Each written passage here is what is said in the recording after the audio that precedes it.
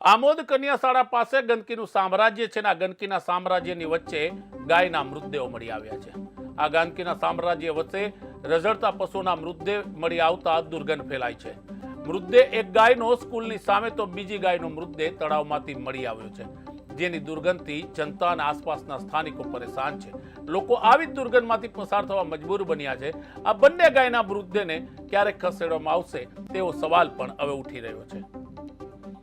प्रधानमंत्री श्री मुख्य कन्या शाळा आमोद कही शकाय कि अहीं आगळ अंदाजित 250 થી 300 बाळको अभ्यास अर्थे आवे छे, जेमां पाछला 5 દિવસથી एक गायનું मृत्यु थयुं छे।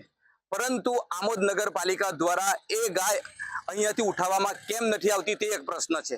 7 કરોડ રૂપિયાનું તલાવ બ્યુટિફિકેશનનું કામ પણ અહીંયા ચાલે છે, પરંતુ અહીંયા આગળ શું આ ગાય કોઈને જોવાતી નહીં હોય?